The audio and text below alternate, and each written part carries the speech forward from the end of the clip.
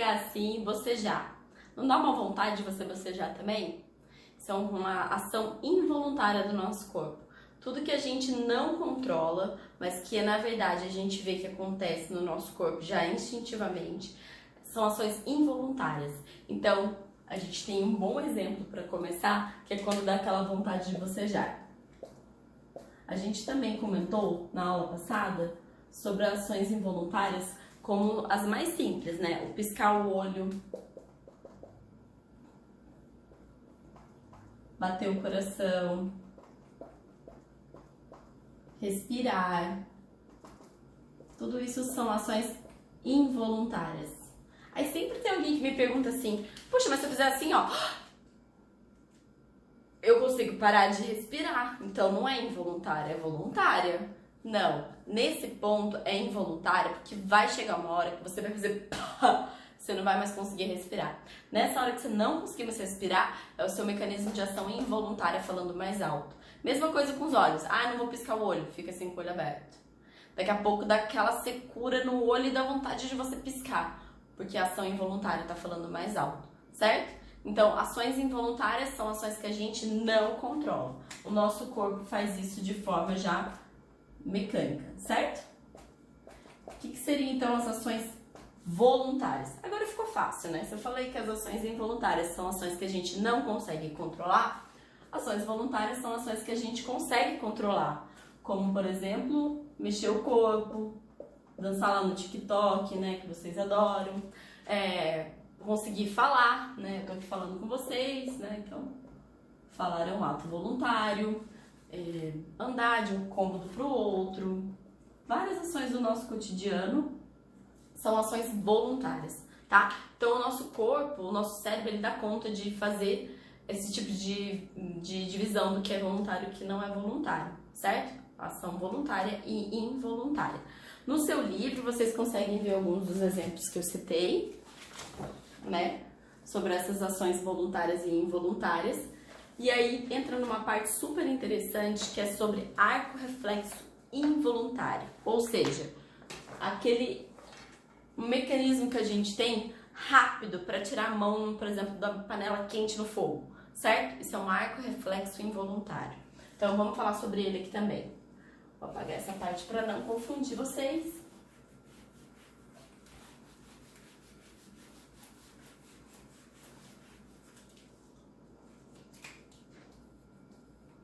Por que chama de arco reflexo? Só para vocês saberem.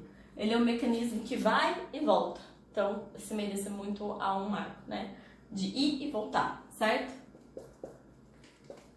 Ele é um mecanismo que vai bater lá no cérebro a resposta e vai voltar para o seu corpo, para onde você conseguir, você precisa de ajuda. Então, por exemplo, se eu tenho aqui uma mão,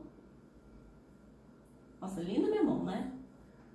E eu furei o dedinho com alfinete, né? Na hora que eu furo o dedo, eu já percebo que eu já tiro essa mão da situação de perigo, certo? É o meu arco reflexo agindo para poder me proteger. Então, o que acontece? Essa informação passa para os nervos periféricos, os nervos periféricos encaminham essa mensagem pela medula até o cérebro.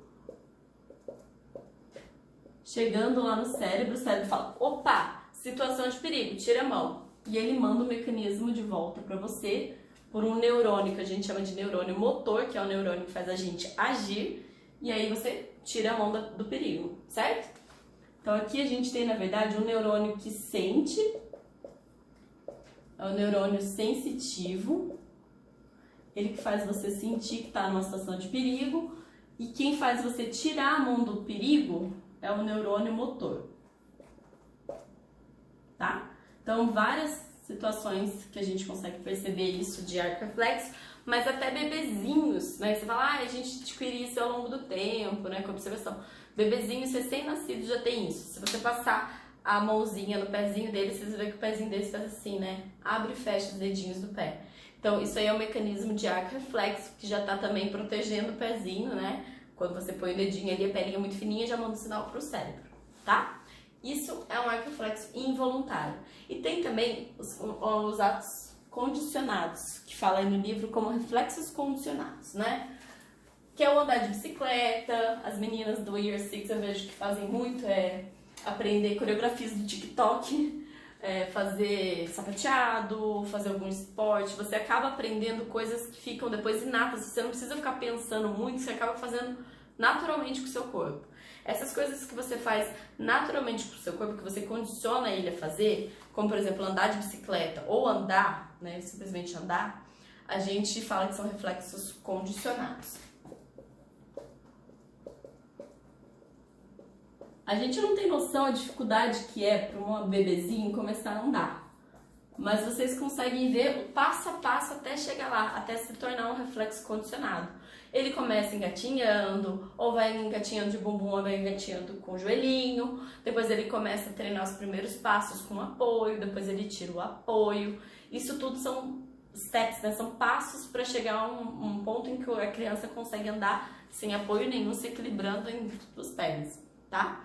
Isso depois se torna um reflexo condicionado, porque andar você não fica pensando, vou colocar minha perna direita na frente, agora minha perna é esquerda.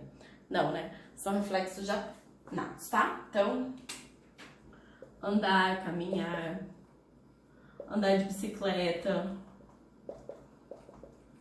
Quando eu falo coreografias, é quando você não precisa mais pensar para fazer aquela coreografia, você já faz tipo automaticamente, você tá com aquilo já enraizado em você. A tocar um violão sem conseguir ficar olhando muito tempo, então você condicionou o seu corpo para aquela situação. São coisas que a gente grava na memória. A gente anda de bicicleta uma vez na vida, a gente consegue gravar como que é, e aí a gente pode demorar um tempo para andar de novo, mas quando a gente volta, a gente lembra, né? Aquilo ficou condicionado, tá bom? Então é importante vocês saberem também sobre os reflexos condicionados. Aqui até cito um exemplo do goleiro, né? Que ele consegue condicionar para poder fazer isso de forma mais rápida, né? Ele consegue pegar a bola rápido. Uma informação importante, aqui no livro fala de atos reflexos involuntários e depois embaixo fala arco-reflexo. Mas é basicamente a mesma coisa, que o nome do movimento é arco-reflexo, tá? Um outro exemplo que eu esqueci de citar, mas que vocês já devem ter visto, é quando o médico bate no joelhinho para ver a perna lançar, né? A perna se lança sozinha. Isso também é um arco-reflexo, tá? A gente então encerra agora a parte da introdução de percepção e sentidos do corpo humano. Nas próximas aulas a gente tem mais assunto para debater sobre isso, tá bom? Agradeço muito a participação de vocês, espero que vocês tenham conseguido anotar as coisas e entender o conteúdo. Qualquer dúvida, pode me chamar.